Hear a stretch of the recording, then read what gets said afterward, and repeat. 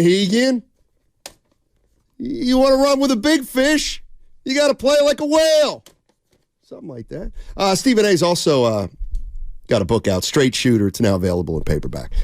Essentially, I'm going to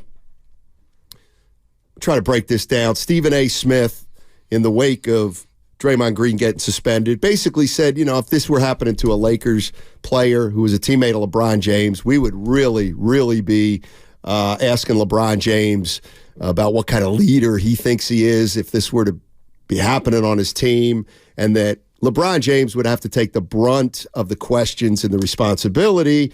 And Stephen A. said, how come we don't get that with those questions? How come we don't get those questions with Steph Curry? I never said Steph Curry was a bad leader. We got him? All right, we got him. Hey, Stephen A. Smith, what's going on, man? How you doing? I'm trying to, it's not that simple to break it down, what's been going on in the last, couple days, but essentially,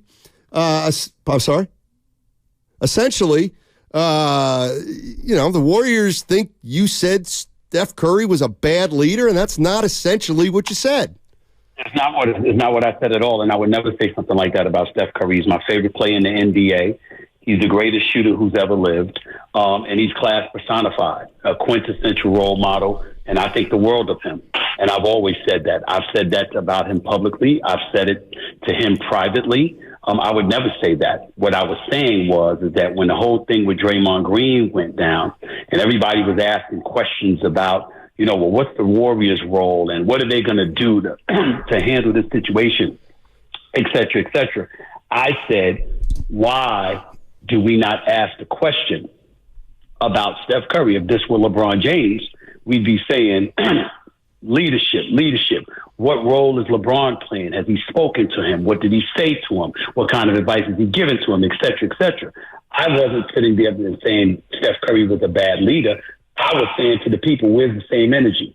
Where's the same focus? Where's the same momentum? If this were LeBron James or somebody else, we would have said it. Kevin Durant in Brooklyn with the Kyrie fiasco, where was he?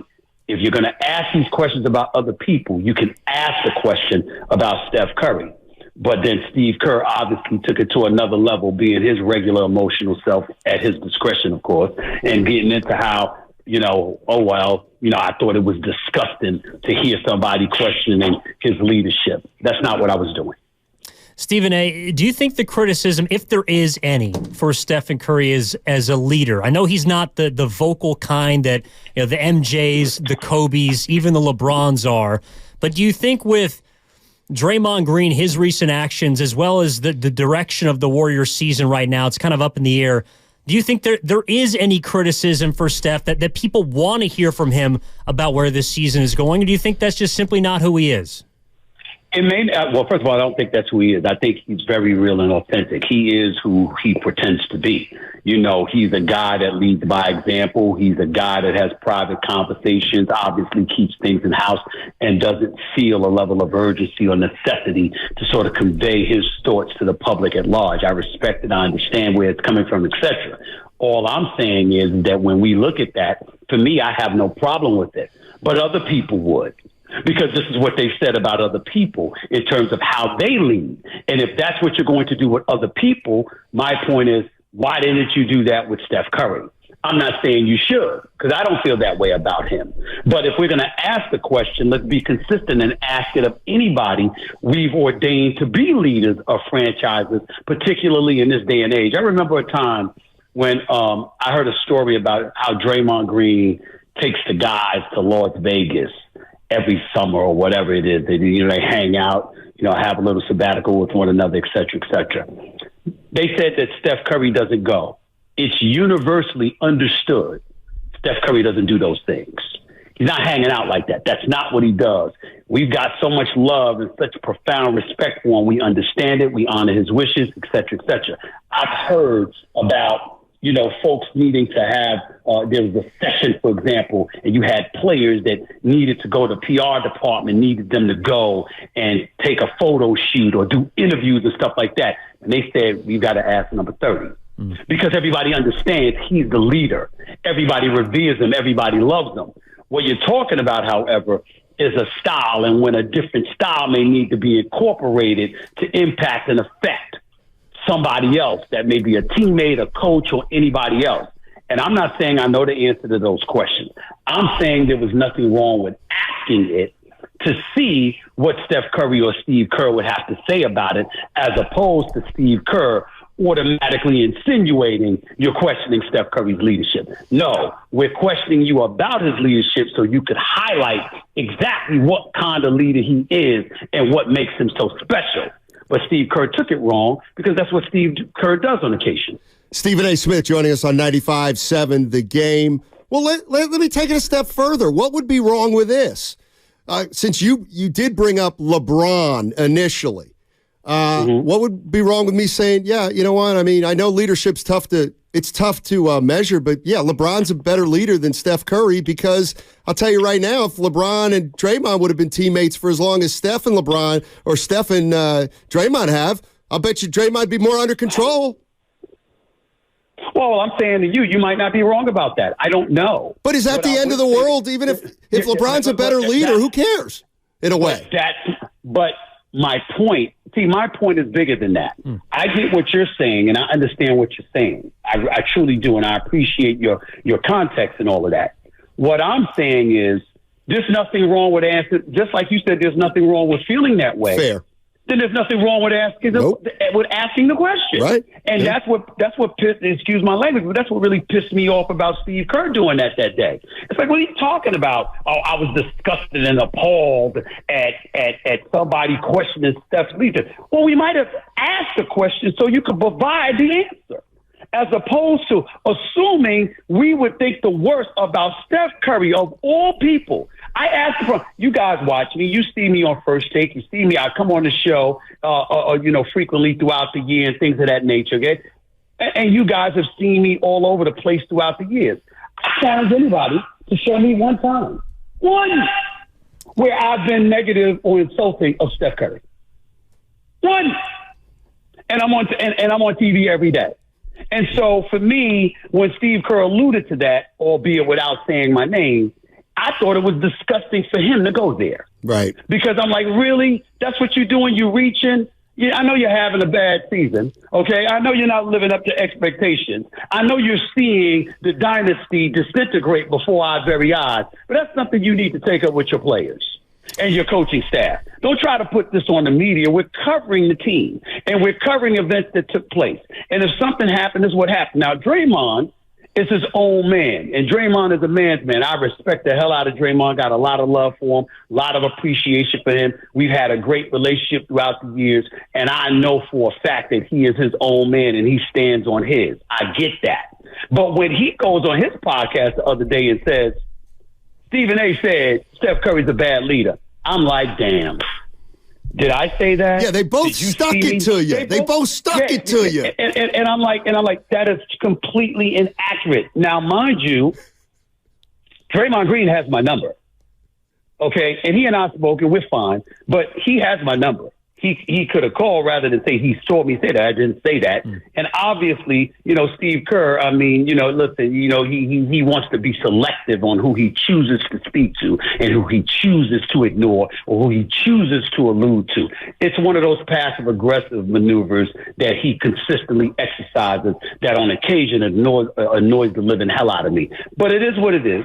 I know a lot of people within the organization. I'm incredibly friendly with a lot of people within the organization. I have profound respect for their leadership. I think Steve Kerr is one of the top 5 greatest coaches in the history of basketball. And, oh, by the way, I think he's a pretty good guy. It's just that on occasion, I think he comes across as a bit passive aggressive, and it gets on my nerves. And on occasion, I think he needs to be called out for that because I'm not one of his players. Well, okay, you're not my boss. Yeah, no, I appreciate you laying it out exactly like that. I also want to remind people that they can grab your new book, Straight Shooter, at Amazon.com, also StraightShooterBook.com. Stephen A. Smith with us here on 95.7 The Game. Speaking of that top 5 head coach of all time, Steve Kerr, he doesn't have a contract beyond this season. And with all the things that you laid out about where the Warriors are at, with how he's dealt with certain things this season, do you think it's likely that he's back next year? And if so, under what circumstances would he not be? I don't know if he'll be back next year. I would guess to say yes, because Steph Curry's not going anywhere. And I think that he has such love for Steph Curry that as long as Steph Curry wants to say, it would literally take bad health or something catastrophic for Steve Kerr not to be the coach if Curry wants him to be the coach. And so that's how I view it. I'd also like to say this. Steve Kerr has earned the right, if he wants to stay, and to be one of the top 3 highest paid coaches in the game, because we just saw Eric Spoelstra get $120 million. We know that's about 15 a year. We know that Popovich is getting about 16 a year. Monty Williams is about 13.2 a year. Steve Kerr definitely needs to be one of the highest paid coaches in basketball. He has earned that right. And so regardless of how much he annoys me from time to time, it doesn't in any way diminish my respect for him and his greatness as a basketball mind and a basketball coach. Here's a guy who's been annoying some of us out here lately, the last 2 years. Andrew Wiggins. I mean, what do you know about this guy? He's an enigma. And he's playing terrible, and nobody thinks he cares. But he had a stretch where if they don't play with him, they don't win their title in 2022. You like Wiggins? No, never have.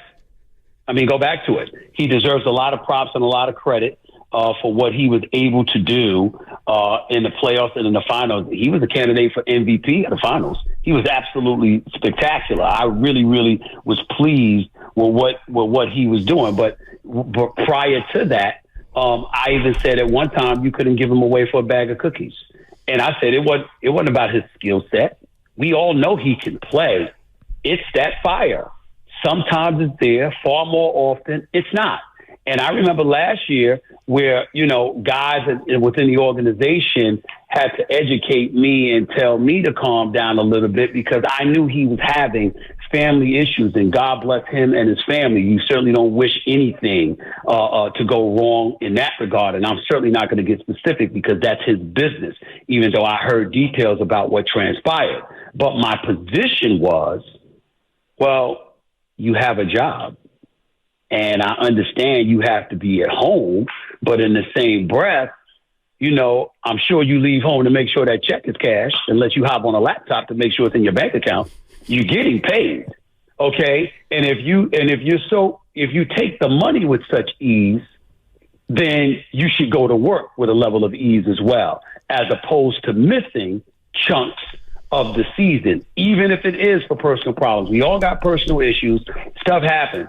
It's a death in the family, of course. Somebody disabled, you got to take care of them, of course.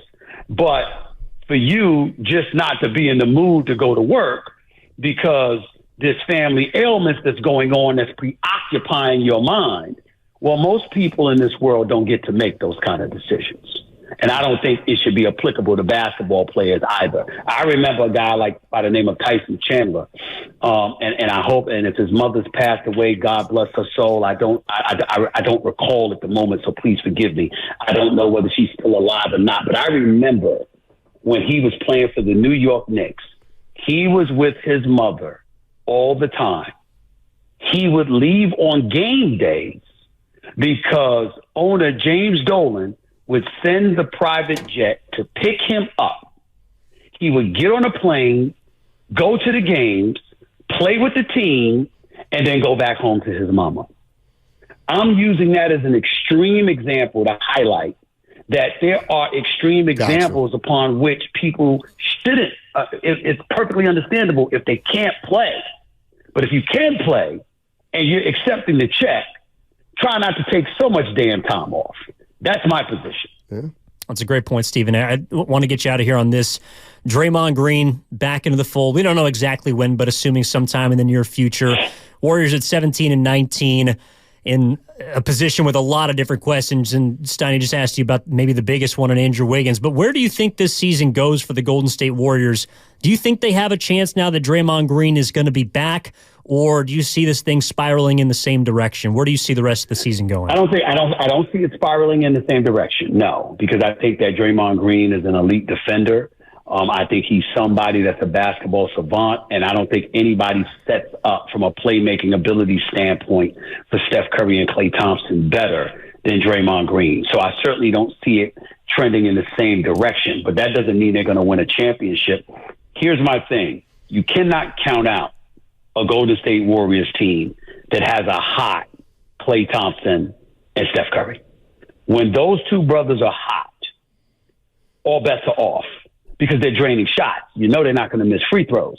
And as a result of the combination of the two, that puts them in the position of being a significant threat to anybody. However, they clearly don't seem to have it all together. Steph is not getting any younger, even though he still looks spectacular. Klay Thompson is not getting any younger, and it shows at times the consistency is just not there. I think it's primarily due to the 2-year layoff for the Achilles and ACL tear. All of those things taken into consideration, I would tell you that I believe the Golden State Warriors are going to get to the playoffs, but do I believe they're going to get to the conference finals? No. I hope I'm wrong, but I doubt it. Last one. Should the 49ers be worried about the Cowboys? Yeah, they should. As much as it pains me to say that, for the disgusting, nauseating fan base that the Cowboys possess. The fact of the matter is CeeDee Lamb and Dak Prescott are the best combo, quarterback-wide receiver combo in the NFL right now. You look at Brandon Cooks coming on strong. Ferguson has replaced Schultz as the tight end, and he looks formidable. And the defense is real. You can run on them, but if they get you in any kind of a hole and you have to pass, their speed and their secondary can take you out of here. And so because of that, you got DeRon Bland with his interceptions. You got Stephon Gilmore, a future Hall of Fame at the opposite corner. You've got Micah Parsons, who's the modern Lawrence Taylor, as far as I'm concerned. Not Lawrence Taylor, but the modern-day Lawrence Taylor. You got all of that going on combined with DeMarcus Lawrence and the rest of the crew being able to get at the quarterback. Brock Purdy's got a lot of skills. I like him, but he doesn't, he seems like a system quarterback. Things got to be right for him. And when I watched San Francisco without Debo and without Trent Williams, and I looked at how Brock Purdy and them performed, that's when they went on that 3-game losing streak. When you had all of those folks back, that's when they got back in tow. Then they were rolling, and then they ran into the Rough Riders that was the Baltimore Ravens, and they got blown out of the stadium. And so I look at it from that perspective, and I get worried about San Francisco. Would I still label them the favorite? Sure. I think it should be them and the Baltimore Ravens meeting in the Super Bowl. But in the same breath, I am not convinced that it's a foregone conclusion that they would beat Dallas, because they beat Dallas the last 3 years in a row, basically. Yeah. Blew them out earlier this season. I got to wonder, when does it come a time when Dallas stands up and answers the call because they're getting tired of getting beat up on? I do think that's a possibility. Steven, thank you so much for joining us. Remember, check out his book. It's now available in paper book, Straight Shooter. Stephen A. Smith, thanks again, man. Really appreciate it. Thank you so much. Take care. Yes, sir. Stephen A. Smith.